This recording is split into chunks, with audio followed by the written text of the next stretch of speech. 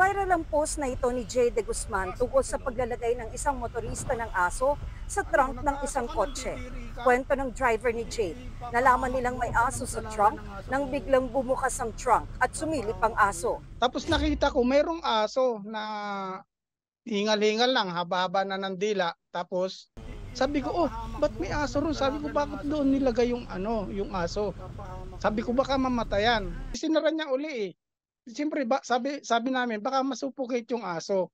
Sa updated post ng uploader, sinabi niyang nag-message sa kanya ang kapatid ng driver ng kotse at sinabing okay naman ang aso. Iniligtas lang daw ang aso at natakot ang kanyang kapatid na mga gatang aso dahil bago pa lang sa kanila kaya nilagay ito sa trunk. Sinisikap naming kunan ng pahayag ang driver ng kotse. Pero nagpadala ang kanyang kapatid sa GMA Integrated News ng videos ng aso para ipakitang maayos ang lagay nito ngayon. Sabi pa ng kapatid, hindi masamang tao ang driver ng kotse, bagamat posibleng mali ang paraan ng pagbiyahe nito sa aso. Nilinaw rin niyang hindi sa pound galing ang aso, kundi sa isang kakilalang hindi na raw ito maalagaan.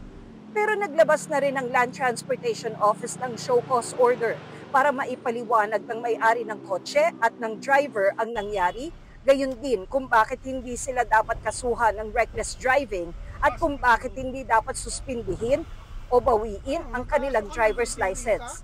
Ang Philippine Animal Welfare Society naman nakikipagtulungan na rin sa LTO at magsasampa naman ng kasong kriminal sa nagbiyahe sa aso. POS will be pursuing the criminal case. We are already drafting our criminal complaint against the registered owner. This is a clear violation of Animal Welfare Act. Nakalagay pa doon, if you place the animal in the trunks of vehicles, automatic, it is a violation under Section 4.